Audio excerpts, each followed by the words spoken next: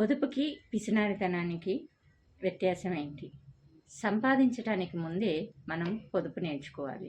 పొదుపు అంటే ఏ అవసరం వచ్చినా రూపాయి కూడా ఖర్చు పెట్టకుండా ఉండడాన్ని పొదుపు అనరు. దాన్ని పిసినారితనం అంటారు. మరి పొదుపు అంటే ఏంటి? అంటే అవసరమేది, అత్యవసరమేది, లగ్జరీస్ ఏది, మనకి నీడేది అనేది తెలుసుకోవడమే ముందు ముఖ్యమైన విషయం.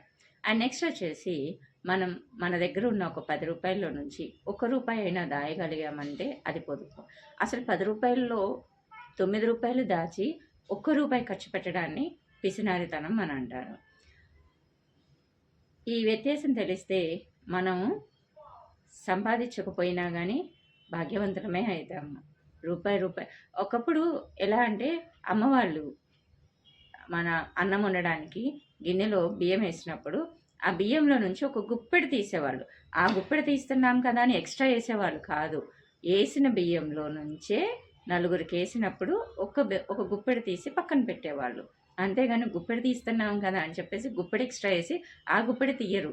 ఇంతే కొలత, ఒక గిద్దె కొలత. ఆ గిద్దెలో నుంచి గుప్పెడు బియ్యం తీసి పక్కన పెడతారనమాట. అలా గిద్దెలో నుంచి గుప్పెడు బియ్యం తీస్తే ఏం ఉండదు అని నాకు కూడా తెలుసు, మామూలుగా చెప్తున్నాను.